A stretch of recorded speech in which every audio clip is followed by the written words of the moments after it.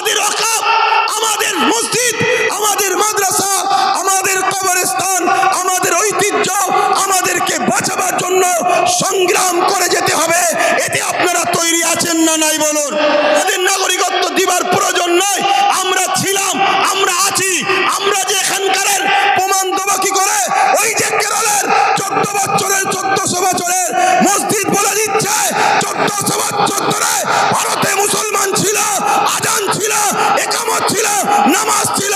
ওই যে গুজরাটের 1300 বছরের মসজিদ বলে দিচ্ছে ভারতবর্ষে মুসলমান ছিল 1300 বছর ধরে, আজান ছিল, নামাজ ছিল।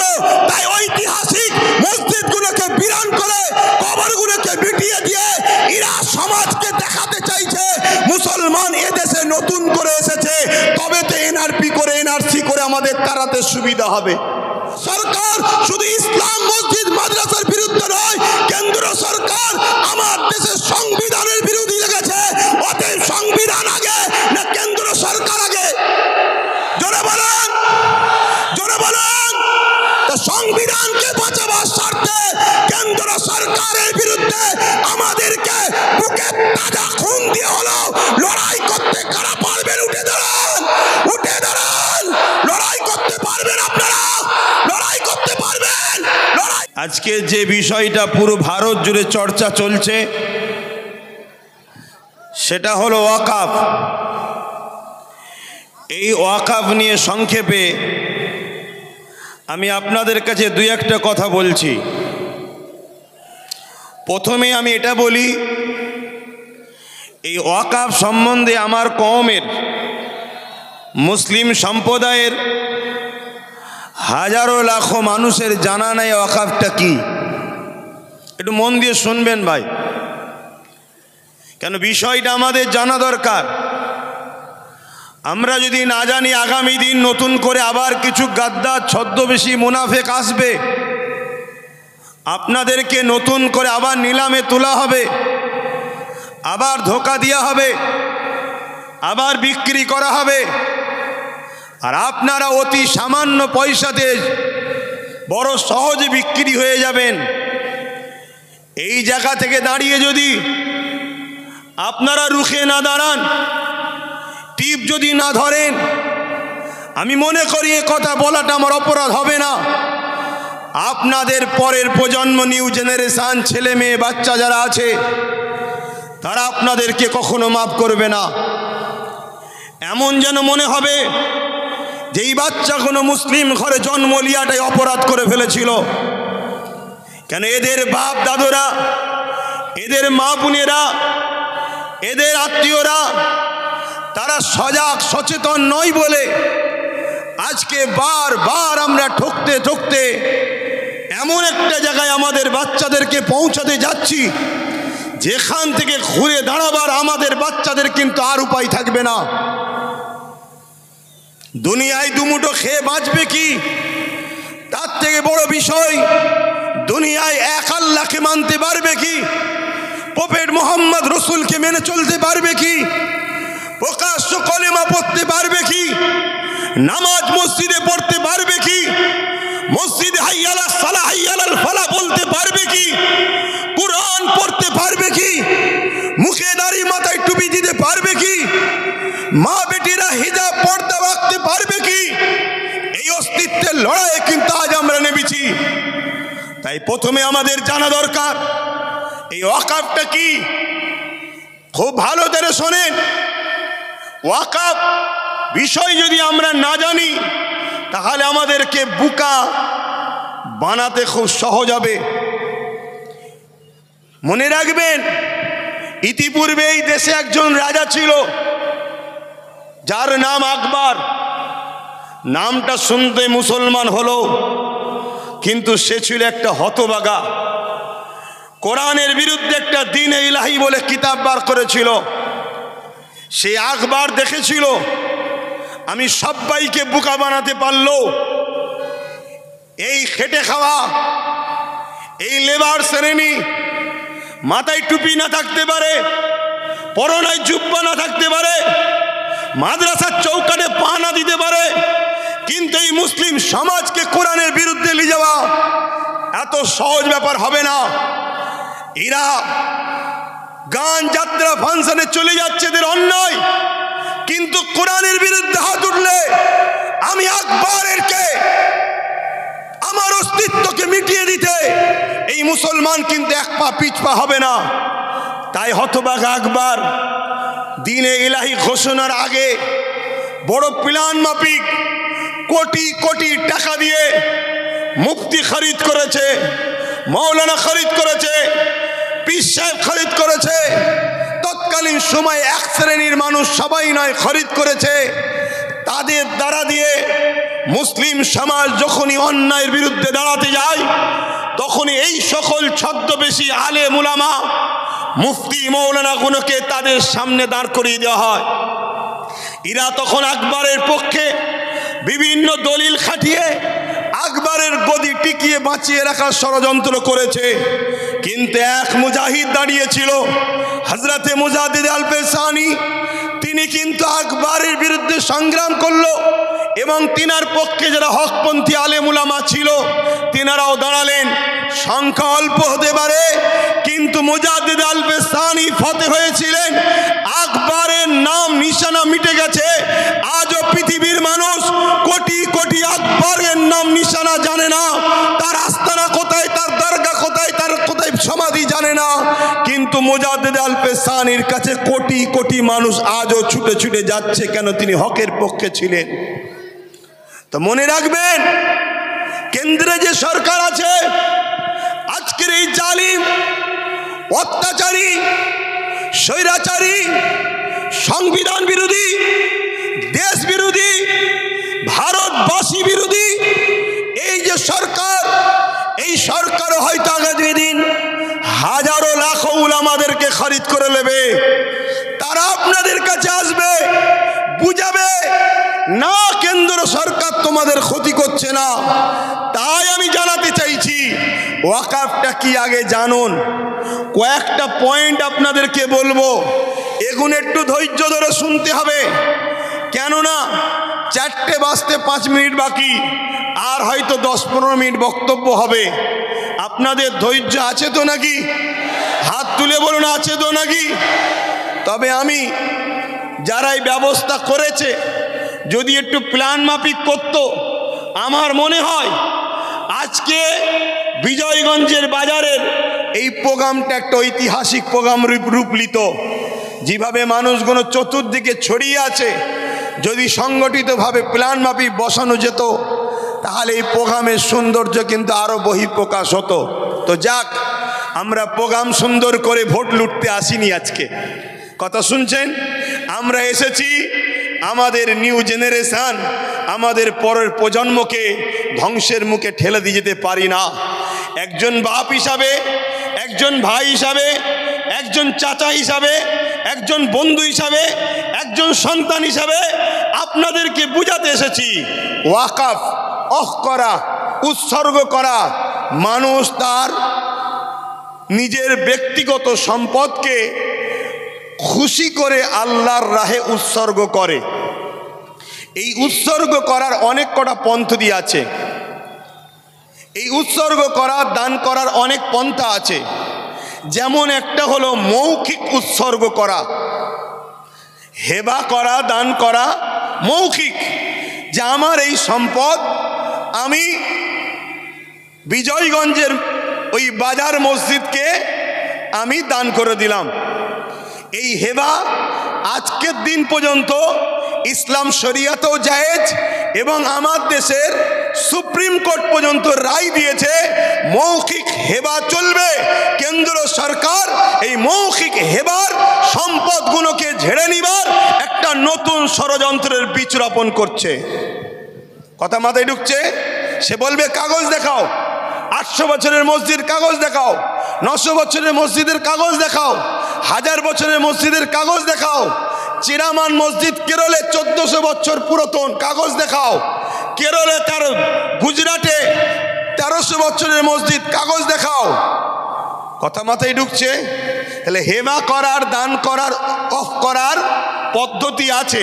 আমার কথা মাইকে বুঝছেন? একটু মন দিয়ে শুনুন ধৈর্য ধরে।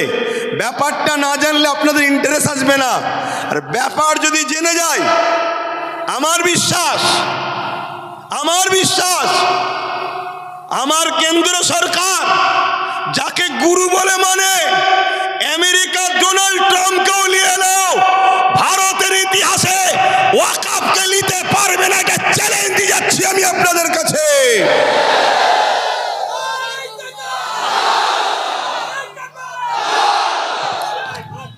কেন? ডোনাল্ড ট্রাম্পও জানে এরা উলো খেরাদের বংশের উত্তরসূরি নয়, এরা খালেদ বিন ওয়ালিদের উত্তরসূরি, এরা মৌলা আলী শেরে খোদার উত্তরসূরি, এরা আমার ফারুকের উত্তরসূরি, এরা এই জমিনের উপরে ইতিহাস তৈরি করে দিয়ে যায়। কখনো এরা কারো কাছে মাথা নত করতে সেখানে সংখ্যা কম হতে পারে, অস্ত্র নাও থাকতে পারে, রাজ পাওয়ার নাও থাকতে পারে, ব্রিটিশকে তাড়াবার পিছনে 90,000 প্লাসের মধ্যে 3 ভাগের 2 ভাগ আমাদের জান দিয়ে আছে। ব্রিটিশ কিভাবে তাড়াতে হয়েছে ওটা আমরা খুব ভালোভাবে জানি, তাই সাদা চামড়া তাড়িয়েছি, এবারে কালো চামড়াকে তাড়াবো। কিন্তু আমাদের ঘরে জানতে হবে ওয়াকফটা কি, এটা জানতে হবে। এই ওয়াকফ হাজার হাজার বছর ধরে চলে আসছে। শুনুন একটু ভাই, আমি বুঝাতে চাইছি, আর যদি বলেন যে না 2-4 কথা বলে দিয়ে ছেড়ে দেন তো ছেড়ে দিচ্ছি, তাহলে একটু বুঝুন। আমাদের হাজার হাজার বছরের পূর্বপুরুষরা মুসলিম সমাজের বিকাশের জন্য, মুসলিম জাতির উন্নতির জন্য তারা তাদের মেহনতের উপার্জনের অর্থ সম্পদকে আল্লাহর রাহে দান করেছে। সেই সম্পদ টোটাল ভারতবর্ষে অনেক খাতা কলমে পাওয়া গেছে 27 লক্ষ বিঘে সম্পদ। কত? 27 লক্ষ বিঘে সম্পদ, কম বেশি। এই সম্পদ কি কাজে লাগবে?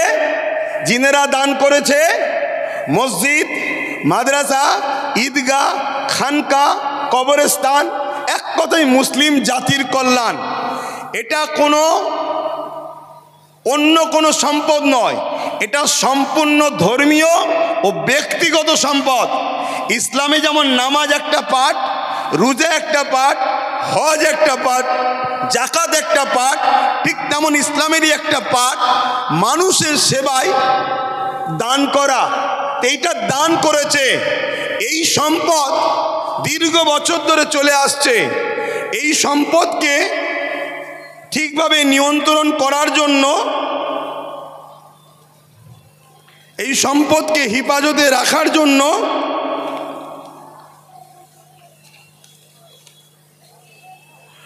সর্বপ্রথম ভারতবর্ষে 1954 প্রথম একটা আইন তৈরি করা হয়।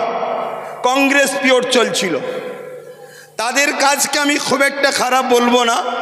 তারা চেয়েছিল যাতে করে একটা বোর্ড তৈরি হোক, কমিটি তৈরি হোক, যাতে করে ওয়াকফগুলো নয়-ছয় না হয়ে যায়, দানকৃত সম্পদ প্রতিটা জায়গায় যেন যায়। তারা বোর্ড তৈরি করলো ঠিকই, কিন্তু ব্যবহারের জায়গায় ঠিকভাবে চলছিল না।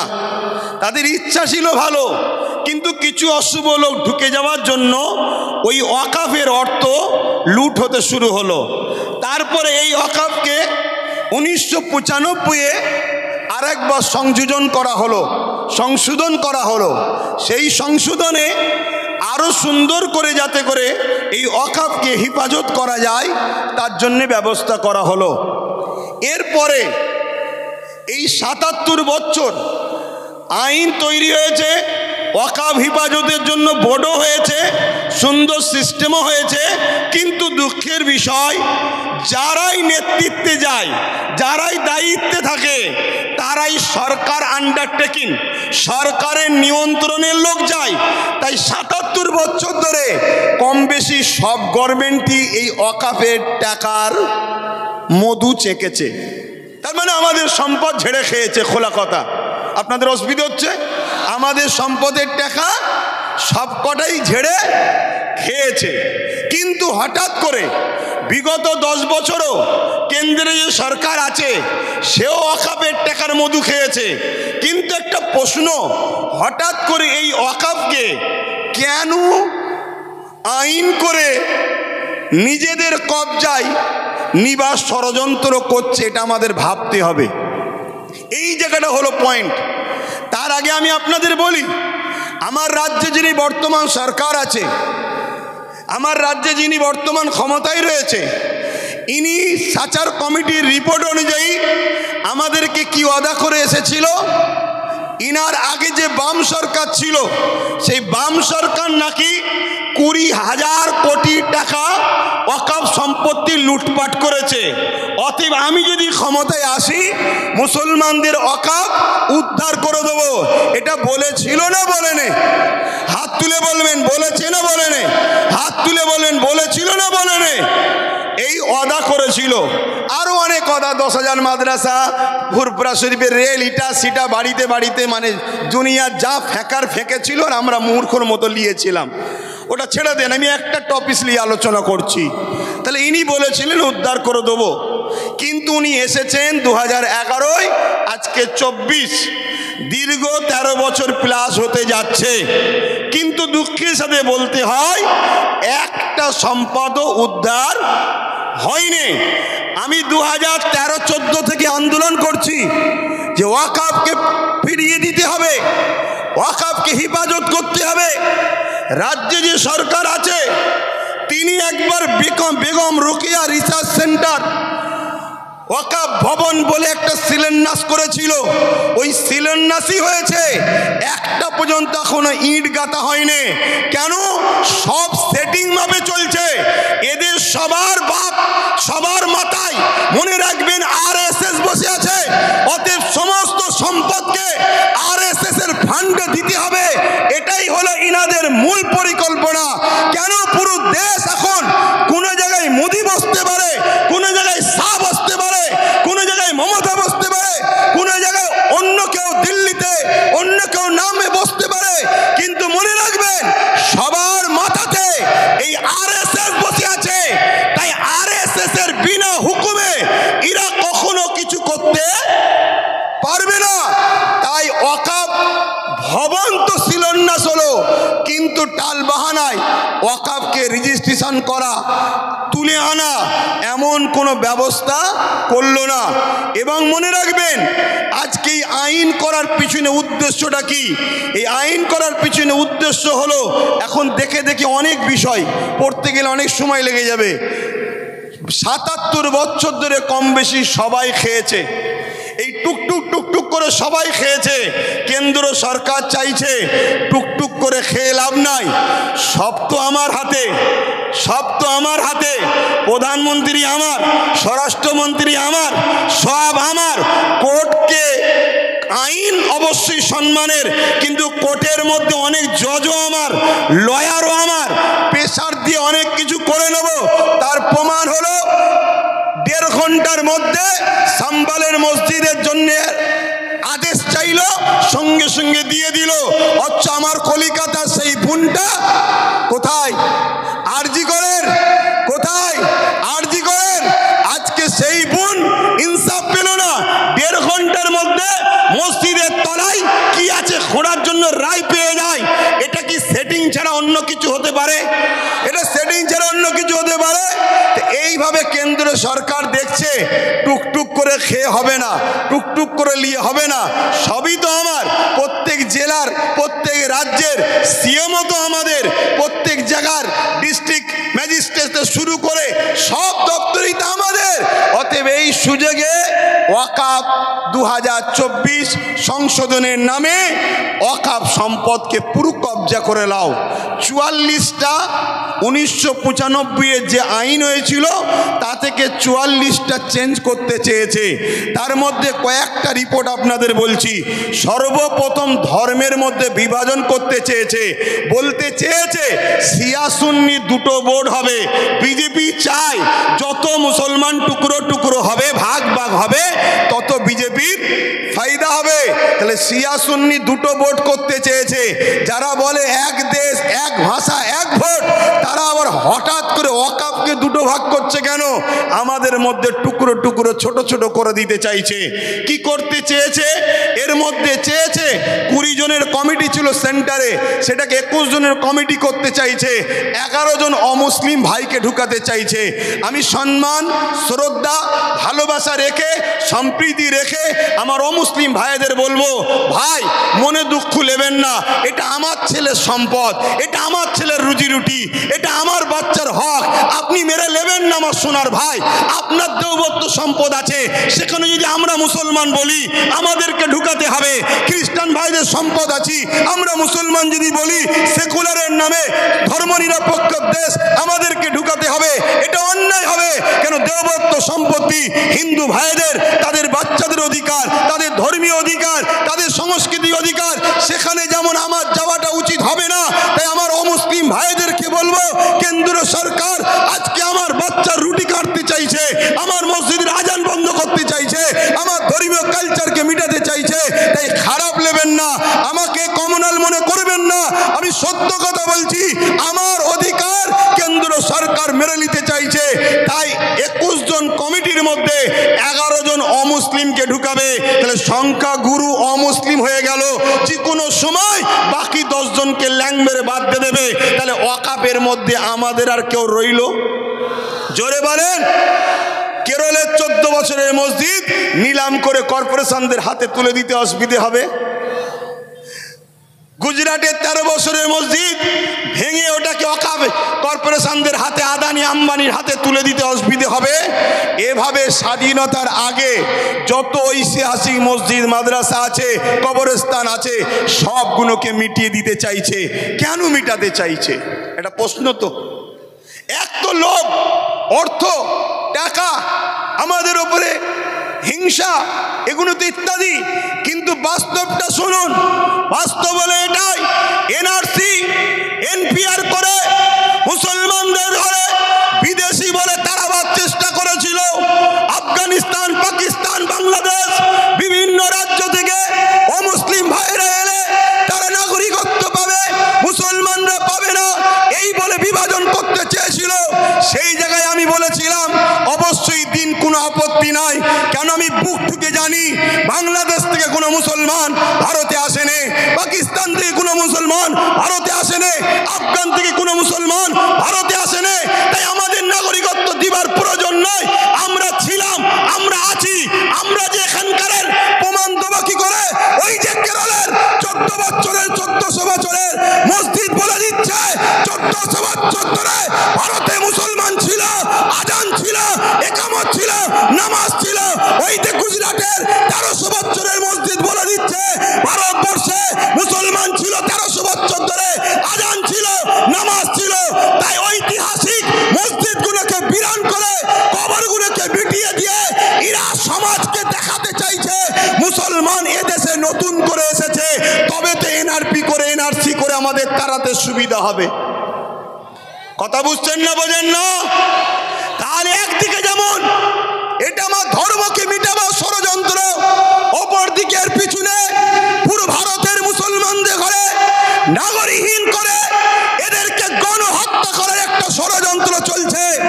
মনে রাখবেন, এই জায়গায় আমাদেরকে জীবনের শেষ নিঃশ্বাস দিয়ে হলো আমাদের ওয়াকফ, আমাদের মসজিদ, আমাদের মাদ্রাসা, আমাদের কবরস্থান, আমাদের ঐতিহ্য আমাদেরকে বাঁচাবার জন্য সংগ্রাম করে যেতে হবে। এতে আপনারা তৈরি আছেন না নাই বলুন? তৈরি আছেন তো নাকি? আর মনে রাখবেন, কেন্দ্রে আজকে যে সরকার আছে, কাল বেটা মরে যাবে, অন্যজন আসবে, পরশুদিন আবার কেউ চলে যাবে, অন্যজন আসবে। কত সরকার এসেছে, কত সরকার চলে গেছে, কত রাজ্য এসেছে, কত চলে গেছে। কিন্তু মনে রাখবেন, এ দেশের একটা সংবিধান আছে, এই সংবিধান আমাদের ছিল,